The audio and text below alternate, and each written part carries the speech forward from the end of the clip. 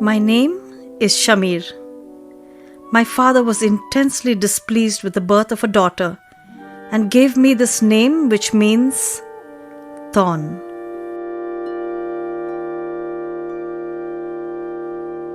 Oh, Rabbi, come in. Thank you, Ashur. I was told the midwives have been called to attend to your wife, Dorcas. Yes, they have been with her for nearly an hour. I have no experience with such things, Rabbi. Tell me, how long does it take to deliver a baby? Patience, Ashur, patience. One can never tell how long it might take. Only Jehovah and Dorcas will know when it's time to bring this new life into the world. Well, I have waited for more than 30 years to marry and start filling my house with sons. I suppose I can wait a little longer if I must. You're right. You have no experience in this sort of thing. The timing for this child's arrival and whether it is a boy or a girl are not choices you can make. Rabbi, I have prayed. I've even fasted, made vows and kept them. If Jehovah answers prayer, He will give me sons. Let me see if I understand. Because you prayed, even fasted, made certain vows and kept them, Jehovah has an obligation to meet your demands. Is that right? I have done only what you teach, and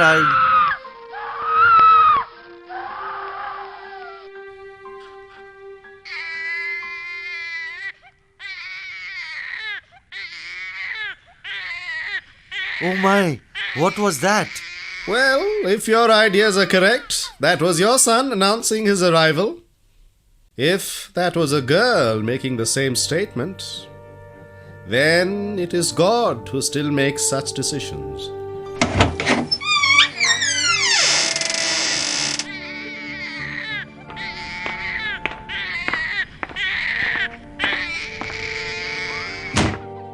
Congratulations, Ashur.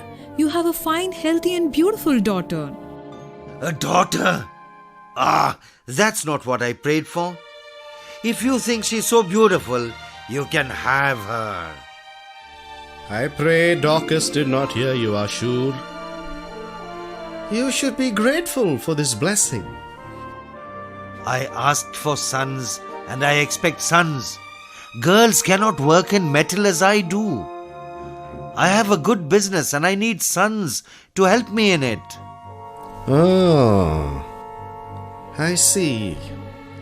You married the lovely, sweet Dorcas to provide you with a work crew?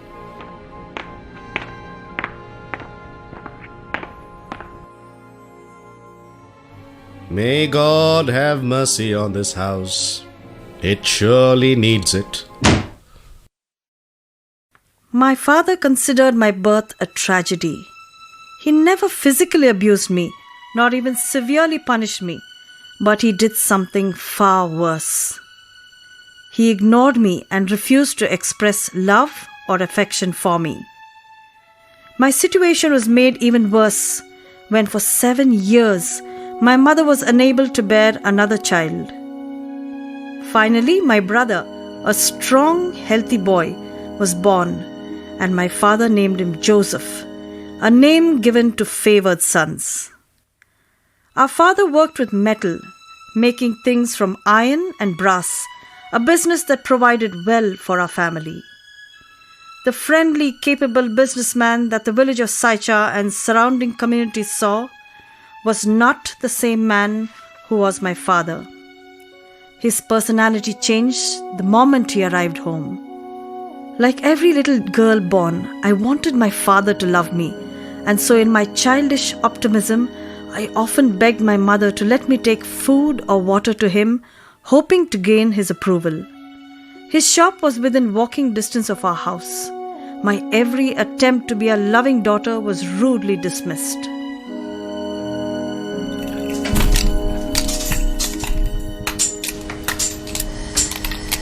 Papa, I have brought you some fruit. What are you doing down here? I thought I told you yesterday, you're not to bother me when I'm at work. Mother thought you would like some fruit and water. I'll just put it over here. Is that all right? No, set it over on that table. Your mother should bring my food, not you. A metal shop is no place for a girl. Now see to it that you don't come down here again. Do you understand me? All right, Papa. But Mother is taking care of Joseph and I just wanted to help. I'm sorry. I'm sorry.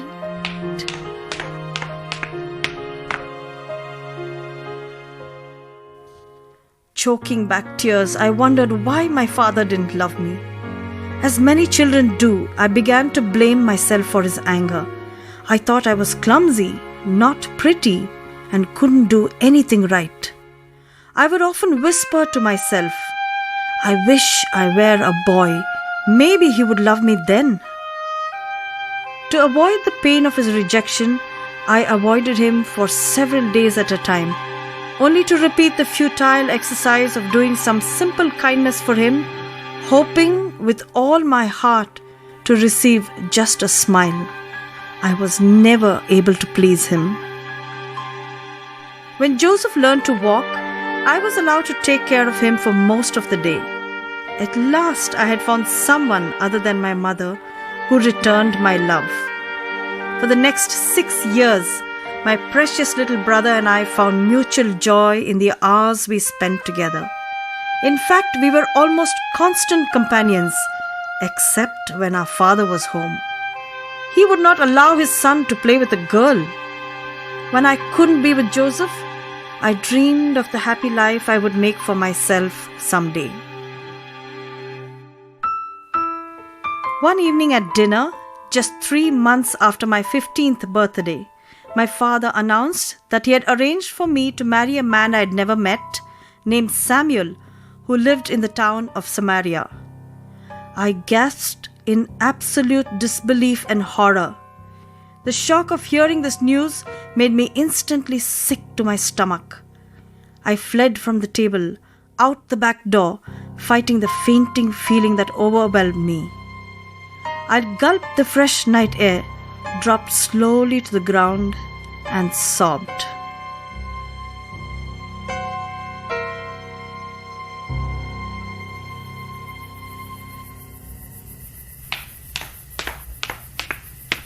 Please, darling, don't take this news so hard.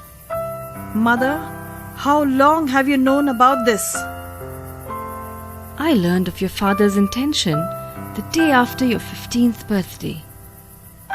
Now that you are a woman, he insists that you should have your own home and children to look after. That's it? I have nothing to say about this? I'm not old enough to get married. When is all of this supposed to happen? You'll have enough time to get acquainted with Samuel. The wedding will be in 6 months.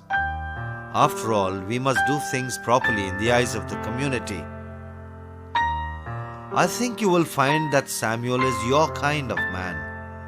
Now get up from there and come back in the house. You don't even know me. How can you decide what kind of man is my kind of man? Mother, have you met my husband-to-be? What is he like? What does he look like? Yes, I met him once. He's a little older than you, my dear, but he's very successful. He has a garment business. He's pleasant looking and very well groomed. His manner is gentle, and I believe he will be kind to you. Well, that would be a welcome change.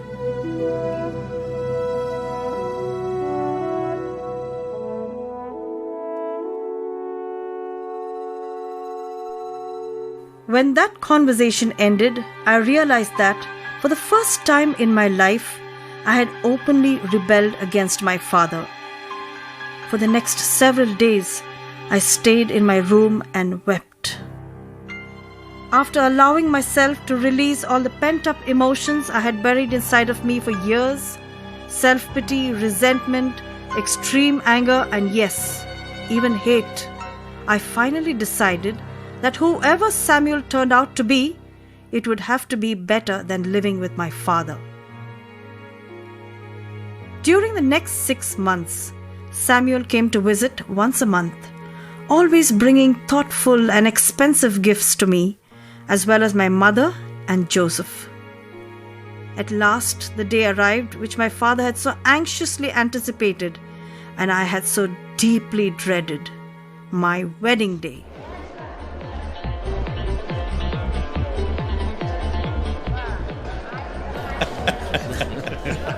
Listen to me, everyone. Listen. Thank you for your attendance at the wedding of my daughter to my dear friend Samuel.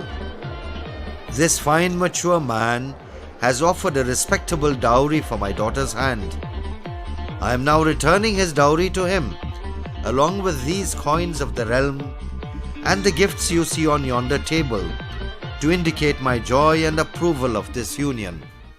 As a matter of fact, my father was paying to get rid of me, sending me off to another town to live with a man twice my age, a man I hardly knew. I certainly would not have chosen Samuel to be my husband. The gifts my father so proudly claimed he was giving the newlywed couple were actually items I already owned. Over the years, my mother had given me these things in an effort to make me feel wanted and loved. She understood all too well how frequently and how much I was hurt by my father's rejection. It seemed to me that the wedding celebration would never end. Both my father and my new husband got disgustingly drunk. With a total sacrifice of dignity, my father shouted in a loud voice, enough for the entire community to hear.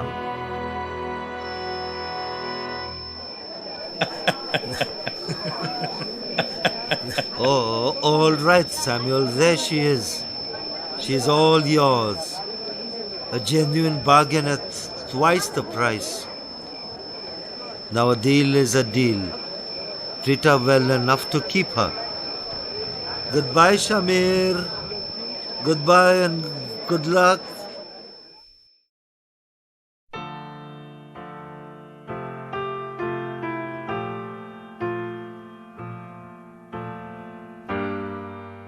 I assisted my intoxicated husband to the inn where we were to spend the first night of our marriage. As we entered the room, he took 3 steps, sprawled across the bed, and passed out. I lay on the floor beside the bed and finally fell asleep from sheer exhaustion. The following morning, when I awoke, I was alone in the room. A few moments later, Samuel, looking as dashing and well-kept as ever, quietly slipped into the room with a tray of fruits and pastries for me. He kissed me lightly on the cheek and immediately left again to make preparations for our trip to the town of Samaria. Night was falling by the time we arrived. As he ushered me into his home, the room exploded into a noisy reception party. The second night of our marriage ended as had the first. Samuel dead drunk across the bed and me asleep in another room. Early the next morning, Samuel looked none the worse for his 2 nights of heavy partying, slipped into my room looking every bit the proper businessman. Following a quick kiss on my cheek, he said he must go to take care of urgent business and left me alone again. I soon learned that this was to be our life. Every morning he would leave. Every evening there would be some type of dinner party, banquet, business meeting or other important distractions that consumed his life, and the amount he drank seemed to increase with every passing day. Our first anniversary came and went with the routine unchanged, and I remained as I was before marriage, a virgin. 6 months later, Samuel was dead. I had been married only on paper. Now just 17 years old and a widow, Samuel had left me alone with a house, a garment business, and a raging question inside of me. Can no man love me? As a wealthy widow, I found many eligible men who desired to be my husband. However, I must admit, I seemed to attract men who were even poorer husband selections than my father had chosen for me. For many years, my search for acceptance, security, and love led me through 4 more unsuccessful and heartbreaking marriages. These relationships resulted in the continual decline of my self-respect and confidence, and the burning question of why I was unlovable became a roaring fire inside of me. Each failure had its own tragic impact on my life, including the loss of my health, my wealth, and my home. My 5th husband became physically abusive to the point of beating me. One day, in self-defense, I grabbed a heavy cast iron pot with which I struck him, leaving him unconscious and bleeding on the floor. I gathered the few possessions I could carry and ran for my life. After several days of wandering around, I finally found my way back to Saichar and reluctantly, even fearfully, approached my family's home. Standing in the shadows for hours, I watched the house intently. I saw my mother come and go. Later, a man arrived who looked like my father, only larger and younger. It suddenly occurred to me that it must be Joseph, my precious younger brother. There was no sign of father. In the late afternoon, Joseph came out of the house again. I waited until he had passed me, then spoke his name.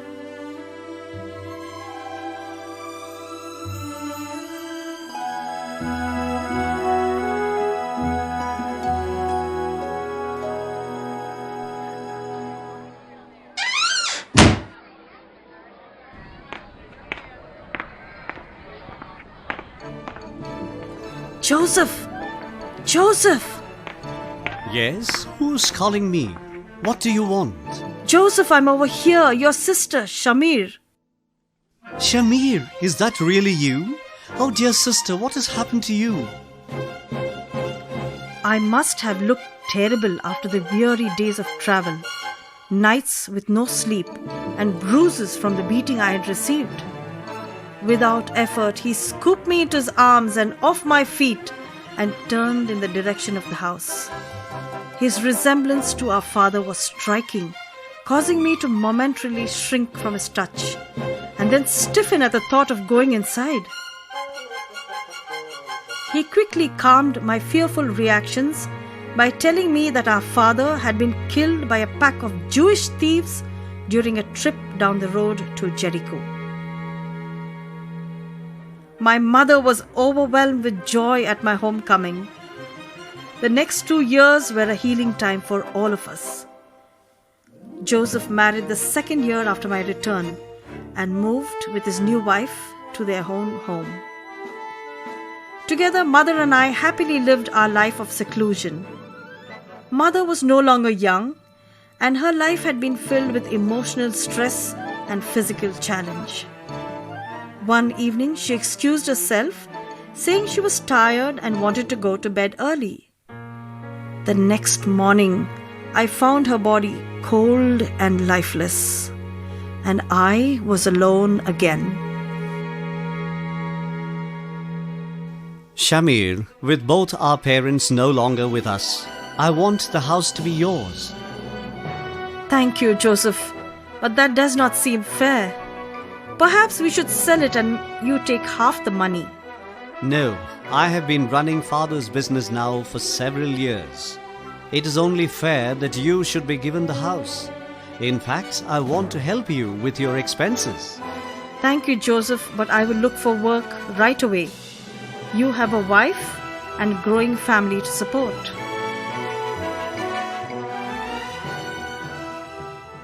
Soon after my return to Saichar, I had learnt the ugly truth about my small hometown. The news of my many failed marriages had become common knowledge on the streets, and no one wished to acknowledge my presence nor offer me friendship. No businessman dared to give me employment because of what they considered as my scandalous reputation. Without an income, I could neither eat nor pay my taxes, and within a few months, my conscience would no longer allow me to accept my loving brother's money. I decided to offer one or more of the vacant rooms in my house for rent. Within days, a businessman who had recently relocated in Saichar accepted the offer and moved into the available rooms. Of course, his presence in my home became the topic of conversation in every shop and house in town, which compounded their scorn and criticism of me.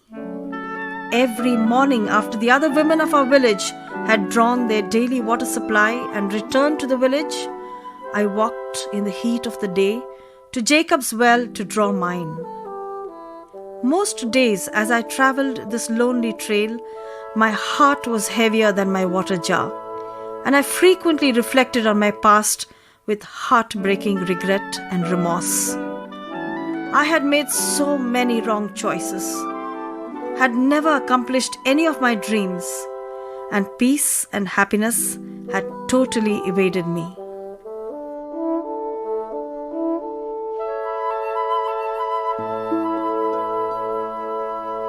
But one such day proved to be a turning point in my life. As I approached, I saw the lone figure of a Jewish man sitting by the well. While I was filling my water jar, he spoke to me. Will you give me a drink? You are a Jew, and I am a Samaritan woman. How can you ask me for a drink? If you knew who was asking you for a drink of water, you would ask of him to give you a drink, and he would give you living water. You would never thirst again. He then asked me to sit down, and without even a hint of condemnation in his voice, he told me everything I had ever done, both good and bad. His words were amazing and enlightening. As he continued to talk, the dark veil of sorrow gradually lifted from my heart. A feeling of warmth seemed to cleanse my spirit, and I felt both forgiven and willing to forgive. With each moment that flew by, a new drop of hope trickled into the empty well of my soul. I'm not sure how long we talked, but he listened intently to my questions and responded to each in a humble yet authoritative manner. By the time I heard the sound of his friends approaching, my spiritual heart was singing, recognizing that joy and hope were growing like a fountain within me.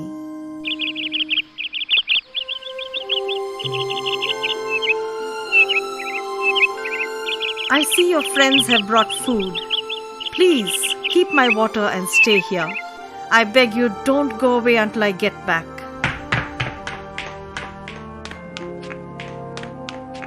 It won't take long, I promise. I'm going to get my brother and to tell everybody who will listen to me about you.